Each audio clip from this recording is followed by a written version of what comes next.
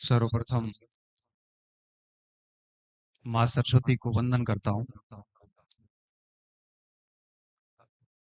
राजपुरोहित कर्मचारी संघ सांचौर चितलवाना की इस समर्पित इकाई द्वारा आयोजित किया जा रहा करियर गाइडेंस सेमिनार के इस मंच पर विराजमान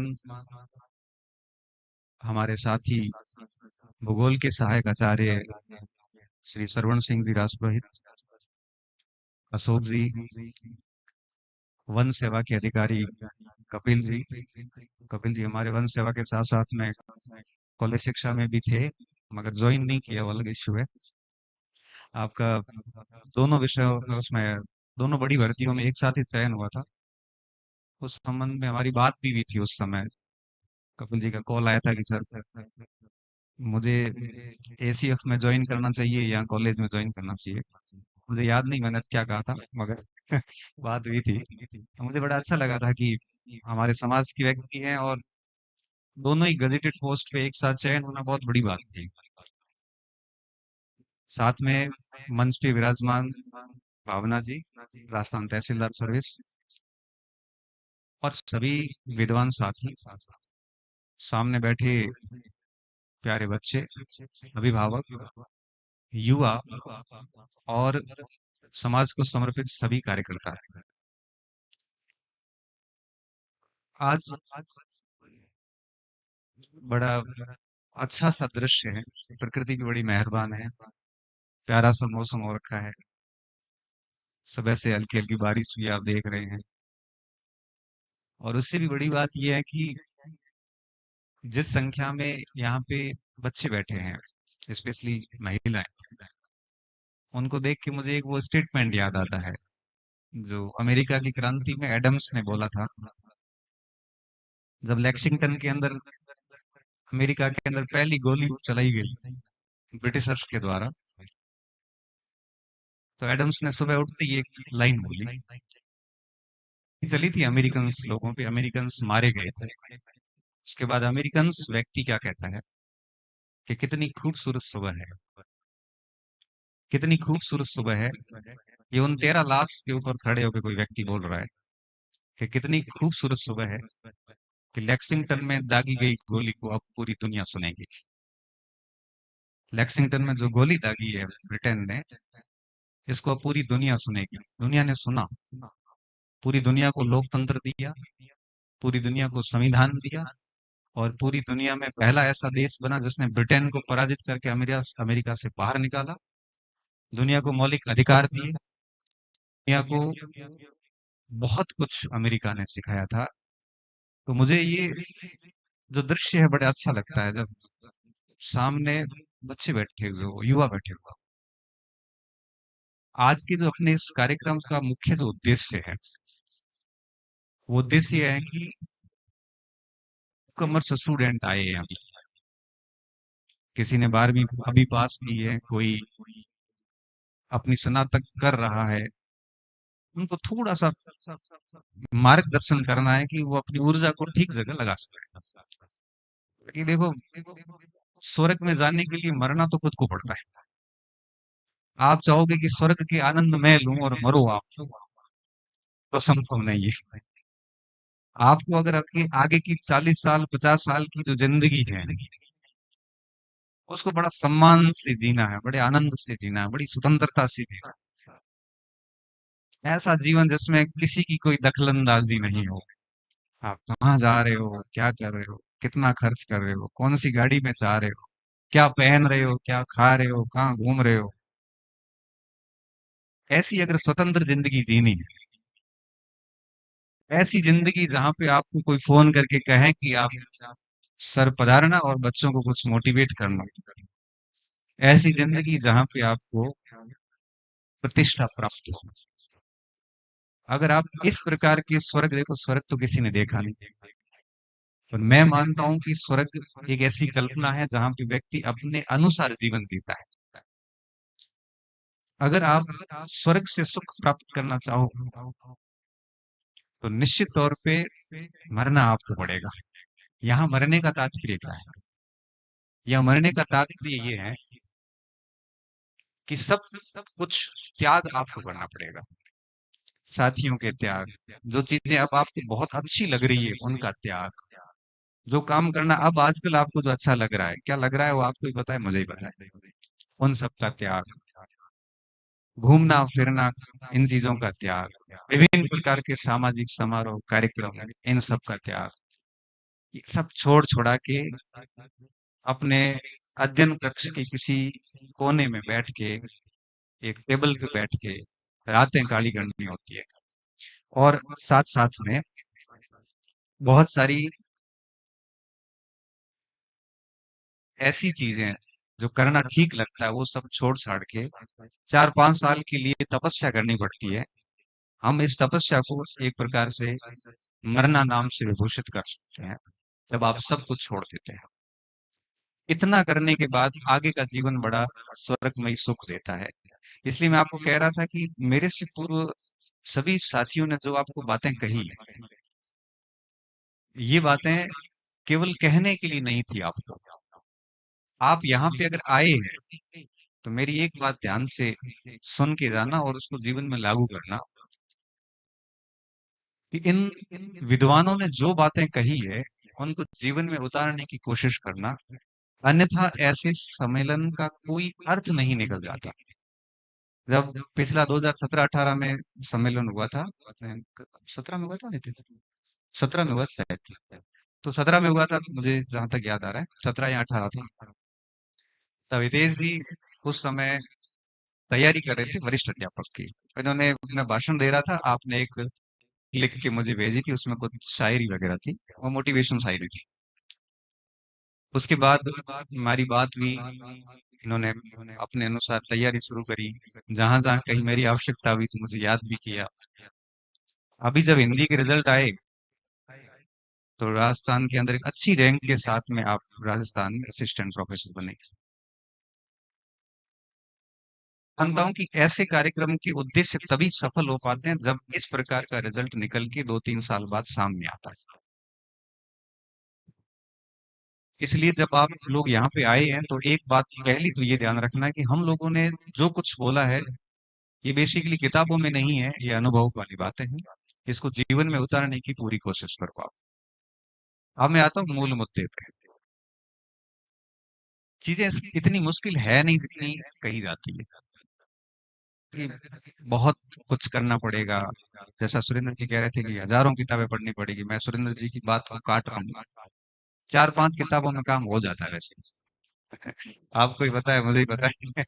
हाँ, ये बात सही है कि अगर आपको सरकारी नौकरी लगने के बाद में भी वेतनभोगी कर्मचारी बन के नहीं रहना है, और आपको एक अलग छवि, एक अलग पहचान स्थापित करनी है, तब आपको उस चक्रियों में घुसना पड़ेगा, जहाँ किताबों की संख्या नहीं देखी जाती। आपको सिर्फ और सिर्फ ये नजर आता है कि बस किताब देखनी है, किताब पढ़नी है, उसको जीवन में लागू करना है। तो जितनी चीजें मुश्किल दिखाई जाती उतनी मुश्किल है नहीं, उन बच्चों के लिए जो 12वीं करने के बाद जब स्नातक में आते हैं और बहुत सिंसियरली 3 से 8 साल पढ़ाई करते हैं।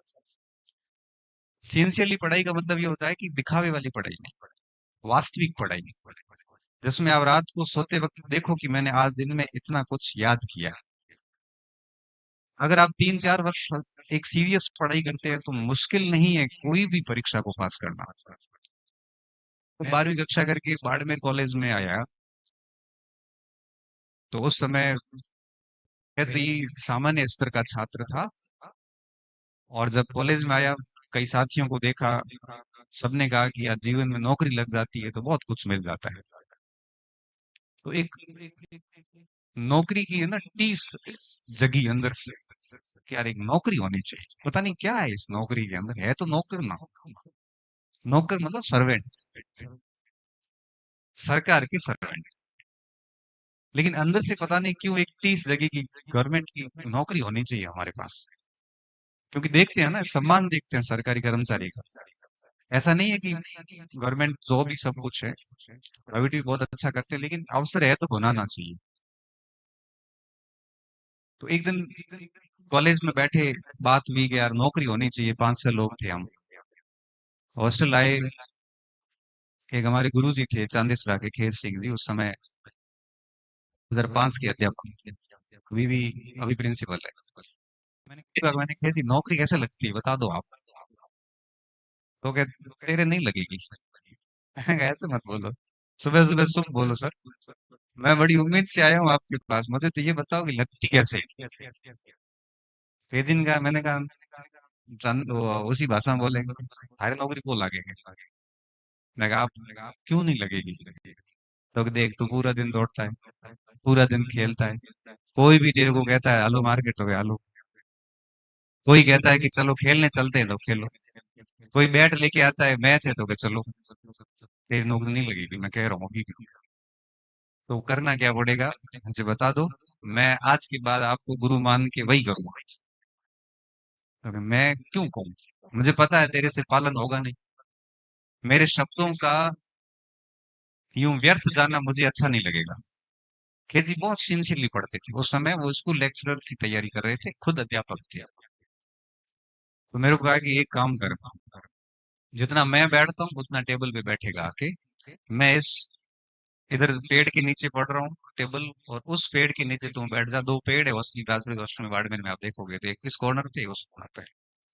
जब तक मैं बैठा हूँ तब तक तेरे को बैठना है, किताब लेके बैठ या भले ही बैठ, नोर में बैठ जा, पर बैठना है। मैं जब तक मैं बैठा हूँ तब तक बैठना है, ऐसा सिलसिला अपने को 7 दिन तक करना है।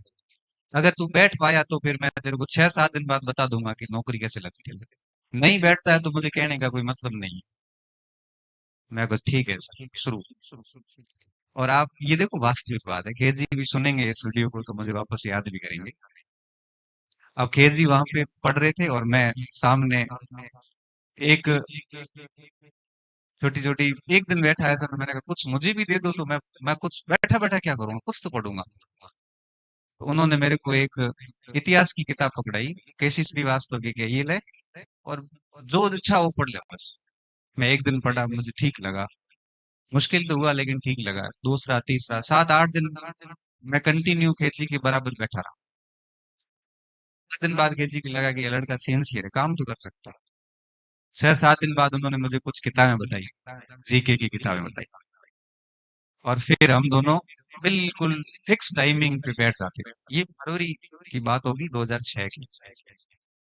केजी उधर पढ़ते, मैं इधर पढ़ता, फिर धीरे धीरे ग्रीष्मकालीन अवकाश आ गए, हमारी फर्स्ट ईयर की परीक्षाएं हो गई, अवकाश आए। मैंने कहा केजी अब घर जाऊं। केजी ने कहा कि मैं तो जा नहीं रहा, तेरे को जाना भले चला जा। मैंने कहा आप नहीं जा रहे तो मैं कैसे जाऊंगा, आपने कहा कि मैं करूँ वही आपको करना है। अब हमने और केजी ने तय किया कि हॉस्टल में हम दोनों ही रहेंगे और कोई नहीं होगा, और बच्चे तो चले गए घर। अब केजी ने कहा कि जो भी पहले उठेगा कुर्सी से वो चाय बनाएगा। मैंने कहा ये तो ठीक है।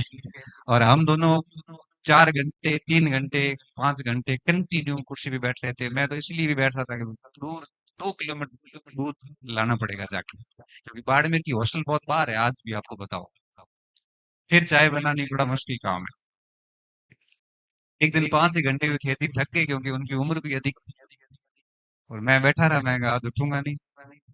खेती लास्ट में आए, खड़े होके आए, कंधे पे हाथ रखा, मैं उठ पो मुझे बढ़ाऊंगा। और हमारी इतनी अच्छी ट्यूनिंग बनी कि पूरे ग्रीष्म अवकाश में 2 महीने हम कहीं नहीं गए, पढ़ते रहे। और हकीकत बताओ ना, वहीं से सर टर्निंग पॉइंट आ गया। वहां पढ़ाई की ना इच्छा जागृत होने लग गई, बस जिंदगी में लगा कि इस पढ़ाई से अच्छा कुछ है ही नहीं। सेकंड ईयर पूरा ही ऐसे पढ़ा। केजी तो चले गए, लेकिन मुझे रास्ता दिखा के चले गए।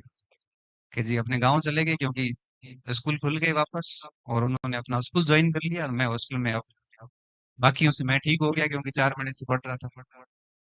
और देखते देखते पूरे ग्रेजुएशन में 3 साल बहुत अच्छी पढ़ाई हो गई, क्योंकि व्यक्ति पढ़ना शुरू करता है ना तो अंदर के बहुत सारे जो सवाल होते हैं उनके जवाब अपने आप मिल जाते हैं आपको, किसी को पूछने की आवश्यकता नहीं है। और उसका परिणाम ये निकला कि बीए करने के बाद में जहां जहां हम परीक्षा में बैठे, परीक्षा में पास होते गए, नौकरियां लगती गई, सम्मान मिलता गया, थोड़ा और मोटिवेशन मिला, और आज आप आपके सामने खड़े हैं। ये उदाहरण है, मैं इस बात तक ये संदेश ये पहुंचाना चाह रहा हूँ कि अगर आप कॉलेज एजुकेशन में आ गए इसमें कॉलेज के अंदर, आप अब समय खराब मत करना और किसी एक आध कोई भी मार्गदर्शक को चुनो जो आपके आसपास हो, पढ़ा लिखा हो, पढ़ाई के लिए मोटिवेट करता हो, और उनको देख के पढ़ना शुरू करो। अगर आप 2-3 वर्ष बढ़िया पढ़ोगे तो इसके परिणाम क्या आएंगे इसकी आप कल्पना भी नहीं कर सकते। एक तो आपकी जीवन भर की नौकरी सुरक्षित हो जाती है, जीवन सुरक्षित हो जाता है, आर्थिक रूप से कभी कमियां नहीं आती, सम्मान की दृष्टि से लोग देखते हैं, और समाज के इस वर्ग में आपका एक अच्छा खासा नाम होता है। 8 अरब की भीड़ में आपकी पहचान क्या? आपको अभी उस दिन एक शादी में गए, एक बच्चा आया मेरे पास दौड़ता हुआ, सर मन ओळख क्यों करना, कोई अचीवमेंट है? मैंने यही कहा, कोई उपलब्धि है बेटा? तो कहा, नहीं। तो क्या कर ओळखूं बेटा? ओळखण देने की जरूरत पड़ रही है, इसका मतलब आपने जीवन में कुछ किया तो नहीं है। बच्चा एकदम से शांत हो गया, क्योंकि वो अति उत्साह में आ तो गया मेरे पास, और आते ही मेरे को यही बोला कि सर ओळखण है? नहीं, आपने ओळखण जैसे कोई बड़ा अचीवमेंट हासिल किया तो मैं आपकी पहचान, तो कहा, नहीं। तो वो कर, फिर मैं अपने आप तेरे को नाम से जानू, जैसे कह रहा हूँ हितेश जी कह रहा हूँ, श्रवण जी नाम ले रहा हूँ, कपिल जी नाम ले रहा हूँ, भावना जी क्यों? आज ये तहसीलदार नहीं होते तो हम ना तो यहाँ उनको बुलाते, ना आप सुनते, ना मैं यहाँ से नाम लेता। ये पहचान बनानी पड़ती है। और सबसे इंटरेस्टिंग बात देखिए, वो बच्चा नीट का रिजल्ट आते वापस आया, सर डॉक्टर बन गया हूँ मैं, और कौन है? मैं कहा, है बेटा। आगे बच्चा दौड़ता हुआ आया उधर से, सर मेरा पेपर अच्छा हो रखा था और मैं दौड़ता दौड़ता आया था, आपने मुझे पहचाना नहीं, लेकिन आपने मुझे बहुत अच्छी सीख दे दी कि जब तक आपको ओळखाण देने की जरूरत पड़ रही है तब तक समझ लीजिए कि आपने मनुष्य जीवन होके कुछ हासिल किया नहीं है, बस आप जीवन जी रहे हो जानवरों की तरह, और कुछ खास आपके पास है नहीं। इसलिए कह रहा हूँ कि 3-4 साल इसलिए पढ़ना कि आपको कहीं पे भी आइडेंटिटी देने की जरूरत नहीं पड़े कि मैं ये सेम हूँ या मैं ये हूँ। पढ़ाई इसलिए जरूरी होती है, बाकी देखो पैसा तो बाहर भी खूब है, तो 3-4 साल अगर बहुत अच्छी पढ़ाई करोगे तो दिक्कत नहीं है। पढ़ाई के साथ साथ कुछ चीजें मैं आपको और भी बताना चाहूंगा। जब हम यहाँ से निकलते हैं कॉलेज जाते हैं, तो कुछ बच्चे ऐसे देखते हैं जिनके मुंह में गुटखा भरा हुआ, जर्दा भरा हुआ, जेब में सिगरेट डाली, इतना गंदा लगता है। मुझे लगता है कि नौकरी तो छोड़ो, कोई बात नहीं, नहीं लाइफ लगती है तो कोई बात नहीं, लेकिन एटलीस्ट इस तरह से गंदे नशे करके आप अपनी व्यक्तित्व क्यों खराब कर रहे हो? आपको पता है व्यक्तित्व बनाना कितना मुश्किल काम होता है। तो आप सभी स्टूडेंट्स से मैं कहूंगा कि एटलीस्ट ये जितनी भी ये एडिक्शन है, जो जितने भी नशे हैं, पढ़ाई हो तो कर लेना, नहीं हो तो काम धंधे कर लो, एटलीस्ट इन चीजों से आप बहुत दूर रहें, ये आपको बर्बाद कर देंगे। और कॉलेज में आने के बाद सबसे बड़ा खतरा यही रहता है, और इस क्षेत्र में तो रहेगा। क्यों रहेगा? क्योंकि जब आर्थिक रूप से चीजें अच्छी होती है तो व्यक्ति को पैसे की कोई वैल्यू नहीं होती, और वो व्यक्ति पैसा खर्च करने के लिए इस प्रकार के नशे भी कर सकता है। यहाँ आर्थिक संसाधन अच्छे हैं सांचौर के अंदर, मुझे पता है, कोई दिक्कत नहीं, तो एटलीस्ट आप इन नसों से इस प्रकार से बच जाते हैं, तब भी एक उपलब्धि है आपकी। दूसरी बात आपको क्या ध्यान रखनी है, जैसे ही यहाँ से कॉलेज में एडमिशन लेते हैं तो कोशिश करना कि आपके आसपास 2-4 अच्छे लोग हैं। कोई गलत व्यक्ति आपके संपर्क में है तो उससे धीरे धीरे दूरी बना लो, वो आपको बर्बाद कर देगा, भले आप मेरिटोरियस स्टूडेंट ही क्यों नहीं। यहाँ हमने 99% वाले बच्चे को सम्मानित किया होगा, मगर वो बच्चा आगे जाके कॉलेज में अगर ऐसे गलत लोगों के साथ चला गया तो 4 साल बाद वो बर्बाद हो जाता है। हमने देखा है ऐसा। ये मैं अनुभव इसलिए बता रहा हूँ कि मैं स्कूल शिक्षा में भी रहा हूँ 5-6 साल, और पिछले 6-7 साल से कॉलेज शिक्षा में भी हूँ। उससे पहले भी भारत सरकार में भी कई सारे विभाग देख के आया हूँ। मैंने देखा है यहाँ पे कि अच्छे बच्चे, इंटेलिजेंट बच्चे गलत संगत में आके बर्बाद हो जाते हैं।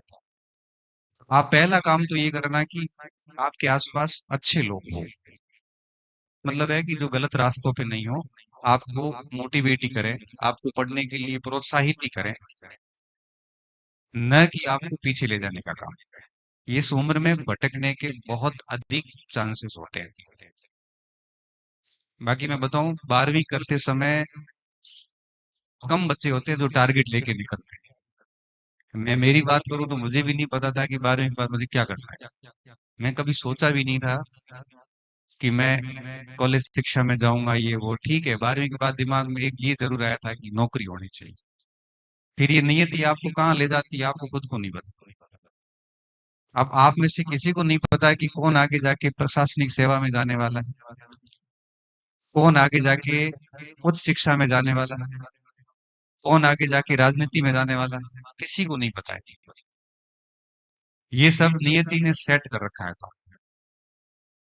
बस हमें सिर्फ इस बात की जरूरत है कि अपने 3-4 साल जो आगे के हैं, इसमें 1 घंटा भी बर्बाद नहीं। पूरी शिद्दत से अगर काम करोगे, मैं कहता हूँ कि आप आपके दिमाग में सवाल आता है, सर क्या पढ़े। मैं कहता हूँ, मुझे खेजी ने यही कहा ना, कोई भी किताब लेके बैठ जा बस। बैठ तो सही एक बार। और जब तक दिमाग में बहुत अधिक प्रश्न आ रहे हैं, इसका मतलब हम पढ़ नहीं रहे हैं। और अगर हम पढ़ रहे हैं अच्छे से, तब प्रश्न अपने आप खत्म होते जाते हैं। तो कोशिश ये करो कि कोई भी एक आधी किताब लाई, आज घर जाके सोचना। आप बच्चों को कह रहा हूँ, सोचना कि मुझे क्या बनना है, बस मैं क्यों पढ़ रहा हूँ। तो किसी के दिमाग में आएगा कि मुझे 3 स्टार लगाने, डीवाईएसपी बनना है। किसी के दिमाग में आएगा कि मुझे शिक्षक बनना है। किसी के दिमाग में आएगा कि मुझे आईएएस बनना है। बहुत सोचना। सोचने के बाद में दूसरा काम क्या करना है, फिर आप किसी समझदार पढ़े लिखे किसी भी शिक्षक से जो कंटिन्यूअसली इस फील्ड में है, उससे एक बार बात करो। आप फोन पे करो, मिल के करो, मिल लो जाके कि मेरे दिमाग में प्लान है और मुझे कैसे काम करना है। फिर कुछ यूट्यूब पे चले जाओ, उस भर्ती के सफल लोगों के कुछ 8, 10, 20 इंटरव्यू सुन लो। आजकल तो ये बहुत सुविधा है कि आपको हिंदी में प्रोफेसर बनना है कि हिस्ट्री में प्रोफेसर बनना है, यूट्यूब पे डालो, नई भर्ती के कई स्टूडेंट आएंगे। सुनो उसको, 5-7 दिन सुन लो। सुनने के बाद आपको पता चल जाएगा कि क्या कुछ है। फिर उसकी प्रक्रिया पता करो, खुद से करो सारा। महात्मा बुद्ध कहते थे ना, महात्मा बुद्ध जब मरणासन पे थे, मृत्यु होने वाली थी, तो उसके शिष्य आनंद उनके पास आए, चिंतित एकदम। आनंद ने कहा कि गुरुजी, आपकी स्थिति सही नहीं है। आप देह त्याग दोगे तो हमें मार्गदर्शन कौन करेगा? आपके बिना हमारा चलेगा कैसे? हमें कैसे पता चलेगा कि गलत क्या है सही क्या है? बहुत चिंतित भाव में आनंद महात्मा बुद्ध के सामने ये काफी देर तक चिंताएं बताते हैं। और लास्ट में महात्मा बुद्ध ने एक लाइन में जवाब दिया कि मैं तो जा रहा हूं और आप लोग आत्मद्वीप भाव, अपना मार्ग स्वयं प्रशस्त करना। क्या? अपना मार्ग स्वयं प्रशस्त करना। बहुत अंतिम स्थिति आ जाती है ना कि कुछ समझ में नहीं आ रहा है, तब किसी से पूछ लो। तो सोचना आ जाके कि मुझे किस परीक्षा, मुझे क्या बनना है। उसके बाद उस परीक्षा की हेडलाइन लिख लो कॉपी पे, और उसमें 9 चयनित कुछ लोगों के इंटरव्यूज यूट्यूब पे जाके सुन लो। बढ़िया इंटरव्यू सुनने के बाद में प्रक्रिया पता करो कि इस वो बनने के लिए कितनी परीक्षाएं होती है, इंटरव्यू होता है, क्या प्रोसेस रहती है। ये सब कॉपी में लिखते जाओ। एक बुकलेट, एक छोटी कॉपी बना देना। अगर आप सीरियस हो तो, नहीं सीरियस हो तो कोई बात नहीं, वैसे 5 से 7 साल बाद धक्के खा के फैल तो होना ही है, पास तो होना नहीं। क्योंकि आज की तारीख में 10 लाख बच्चे आते हैं, लेने 100-150 ही होते हैं। सीरियस हो गए तो नौकरी लग जाएगी, नहीं सीरियस होंगे तो कभी जिंदगी में नहीं लगेगी। गलत फहमी मत रहना। आप सोच रहे हो तो मैं तो आनंद मजे मजे में कर ले, मजे मजे में कुछ नहीं होगा, कुछ भी नहीं होगा, मैं आपको आज ही कह रहा हूँ। अब ऐसा दौर आया है जब आपको सिलेबस के हर पॉइंट पे काम करने की आवश्यकता है।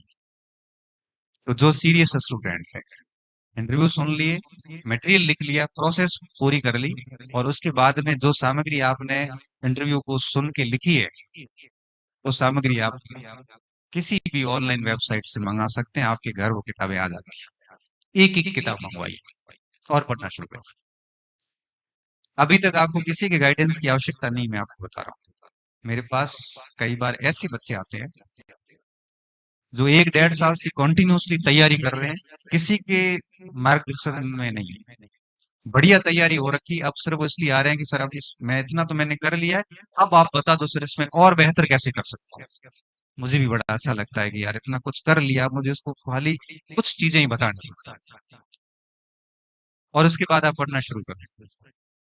6 7 महीने 8 महीने जोरदार पढ़ लोगे ना, तो उसके बाद आपको किसी से पूछने की आवश्यकता नहीं पड़ेगी कि मुझे आगे कैसे करना है। और इस पढ़ाई की 6 7 महीने की जब पढ़ाई होगी, तक आपका एक शानदार ग्रुप भी बन जाएगा उसी तैयारी के व्यक्तियों का, साथ साथ बनता है। और अगर आप ये चीजें करने में सक्षम हुए और 2 3 साल मेहनत कर ली, तो मैं आपको बड़े विश्वास और दावे के साथ कह सकता हूँ कि आगे किसी ऐसे करियर गाइडेंस के किसी सम्मेलन में हम आपको भी अतिथि के रूप में यहाँ बुलाएंगे, बशर्ते जो चीजें मैंने अभी बोली है उसको आप धरातल पे लागू करते हैं। तो देखो, हम लोगों का काम सिर्फ इतना होता है कि हम आपको कह के निकल जाएं। आपका काम होता है कि कहीं भी उन बातों को मस्तिष्क में रखना और अपने उस जीवन के अंदर लागू करना, ताकि आपके जीवन का निर्माण हो सके। देखो, जीवन एक ही मिलता है, अगर इसको बर्बाद कर दिया तो वापस कभी इसका निर्माण नहीं होगा। इसलिए अपने जीवन के प्रति हमेशा सीरियस रहना। भले आप 18 साल के हो, भले 17 साल के हो, भले आप छोटे हो चाहे थोड़ी सी उम्र में बड़े हो गए हो, जीवन को सीरियस रहना, इसको यूं ही खराब मत करना, नहीं तो इस पृथ्वी पे आपकी कोई पहचान नहीं होगी। पढ़ाई बहुत जरूरी है, और जब हम किताबों के नजदीक जाते हैं, तो बाकी गलत चीजें अपने आप आपसे दूर होती जाती है, अपने आप होती जाती है, आपको कोई अभ्यास करने की आवश्यकता नहीं। मैं इन 3 4 चीजों में बहुत विश्वास रखता हूँ, कि मैं खुद ऐसे बैकग्राउंड से आता हूँ। हम रात को सुरेंद्र जी और बैठे थे, तो मैंने इनको लाइब्रेरी में सुलाया, तो मैं कहा, "आप लाइब्रेरी में सो जाओ आराम से।" मैं लाइब्रेरी में सुरेंद्र सा किसी को सोने नहीं देता हूँ वैसे, क्योंकि लाइब्रेरी सोने का स्थान नहीं है, पढ़ने का स्थान है। फिर भी मैंने कहा, सुरेंद्र जी आराम से सोएंगे, देखेंगे कुछ, तो क्या पता घर जाके खुद लाइब्रेरी बना ले, तो मुझे भी कभी वापस इनकी लाइब्रेरी में सोने का अवसर मिलेगा। तो वहां पे आपको मैं सारी किताबें बता रहा था, इकोनॉमिक्स की, ज्योग्राफी की, हिस्ट्री की, पॉलिटिकल साइंस की, इंग्लिश लिटरेचर के नॉवेल्स, हिंदी लिटरेचर के, संस्कृत के, करंट अफेयर्स के, बहुत सारी चीजें देख रहे थे सुबह सुबह। आपने कहा यार कितना कुछ, मैंने कहा मैं तो गांव से आया था 2005 6 में, एक ठेला लेके, ओसवाल चाय वाले का, उसके अंदर एक टोवेल था और कुछ कपड़े थे, इसके साथ मेरे पास कुछ था नहीं, आज की तारीख में मेरे पास ये सारी संपत्ति किताबों की देन है। पढ़ते गए, रास्ता मिलता गया, अच्छे साथी जुड़ते गए, और ईश्वर की कृपा से सब कुछ संभव हो गया। और यही बात मैं आपको कहता हूँ कि मैं भी मेरे स्कूली दौर में एक सामान्य विद्यार्थी था, और बाद में खूब पढ़ाई करी। तो आपको भी मैं यही कहता हूँ कि आप भी सामान्य विद्यार्थी होंगे, आप भी अगर 3 4 साल इस तरह से डेडिकेशन के साथ अपना बेस्ट एफर्ट्स डालेंगे, तो आप जीवन में कभी निराश नहीं होंगे। आज ये स्थिति है कि मेरे घर, परिवार, साथी, इन सबको मेरी वजह से नीचे देखना नहीं पड़ता, बस मैं मेरी यही उपलब्धि मानता हूँ। मेरा कोई दोस्त अब घर आता है तो मुझे यही कहता है कि यार, कल मेरे एक मित्र है जो 82 समाज मांगने आ रहे हैं, जो हम 11वीं 12वीं साथ ही पढ़े, मेरे घर आया, हमने थोड़ी देर कुछ संगीत के कार्यक्रम, मेरे पास हारमोनियम भी है, तो हमने बजाई की, मेरे को कहा यार गणपति जी बड़ा, अब वो गणपति जी कहने लग गया। पहले तो क्या है कि हम पढ़ते थे तब गणपति चलता था, अब उसको शर्म आ रही है कि गणपत कहूँ कि गणपति जी को, उसका स्ट्रगल चल रहा था काफी देर से। तो मैंने कहा तू गणपति कह, चल जाएगा, कोई ऐसी बात नहीं है, दुनिया कहती है जी, जी तो बहुत कहते हैं। उसने कहा कि कहीं पे भी जाता हूँ, ट्रेन में जाता हूँ, घर जाता हूँ, तो कहीं बात होती है तो मैं भी कह देता हूँ कि गणपति जी मेरे क्लासमेट है, मुझे बड़ा अच्छा लगता है। तब मुझे लगता है कि मेरे दोस्त अगर मेरी वजह से खराब फील नहीं कर रहे हैं, मेरा परिवार, मेरे गुरुजन जितने भी, मेरे गुरुजन जितने भी, वो बड़े गर्व से कहते हैं कि हमारा स्टूडेंट है। मुझे लगता है कि एक स्टूडेंट के जीवन में इससे बड़ी उपलब्धि कुछ नहीं हो सकती, जब आपको पढ़ाने वाला आपका गुरु आपसे गौरवान्वित है, जब आपके साथ बचपन बिताने वाला साथी आपका नाम लेके अच्छा महसूस कर रहा है, जब आपके माता पिता आपके बारे में सुन के अगर वो इमोशनल हो रहे हैं, तो मुझे लगता है कि इससे बड़ी एक उपलब्धि एक संतान के लिए कुछ नहीं हो सकती। मैं आप सभी को सिर्फ इतना कहूंगा कि इन सबको गौरवान्वित महसूस करवाना, कभी भी नीचा देखने की स्थिति आए ऐसा कृत्य मत करना। बाकी नौकरी तो लगे, नहीं तो कोई बात नहीं।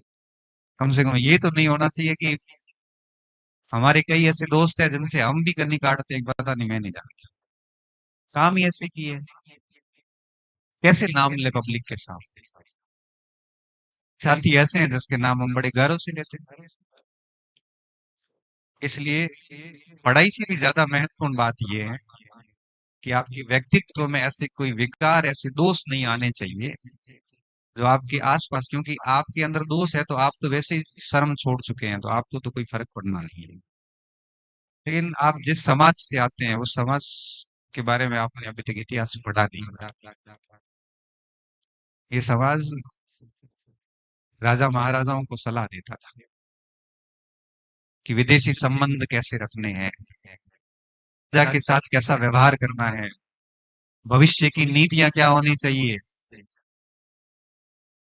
ये वो समाज है जिसने इतिहास एक प्रकार से चलाया है। आपकी जिम्मेदारियां और अधिक हो जाती है, इसलिए इन चीजों का विशेष ध्यान रखें। और आपको पता है कि हम जिस समाज से आते हैं,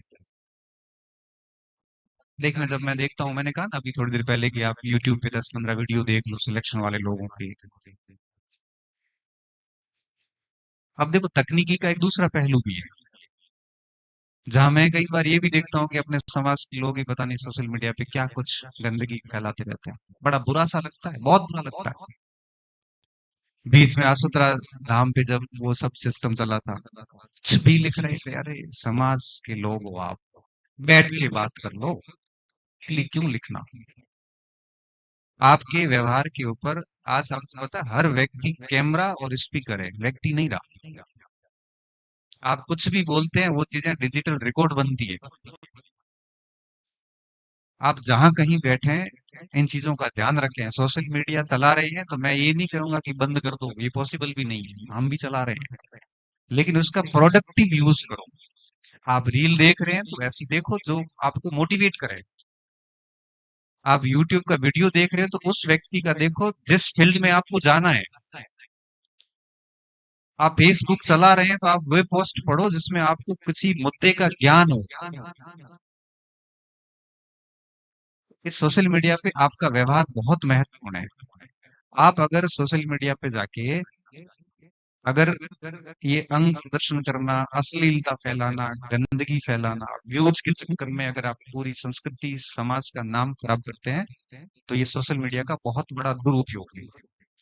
मैं इस जनरेशन को ये भी कहूंगा कि सोशल मीडिया पे लिखते वक्त, बोलते वक्त, पढ़ते वक्त सब चीजों का ध्यान रखें, क्योंकि ये रिकॉर्ड बनती है, 30 साल बाद भी ये चीजें यहीं जिंदा रहेगी।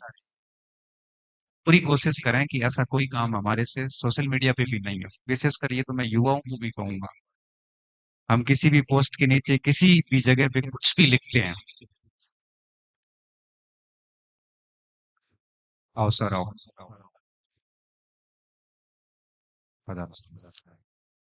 महेंद्र जी आ गए हमारे बीच में।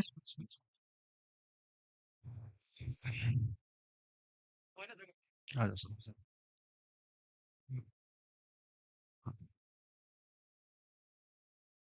जी, लेट हो गए सर थोड़े।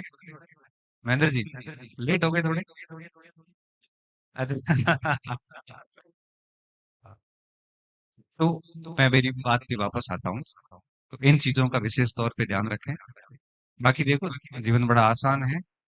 आप इसको जटिल बनाओगे तो वो जटिल हो जाएगा, और आसान रखोगे तो आसान हो जाएगा।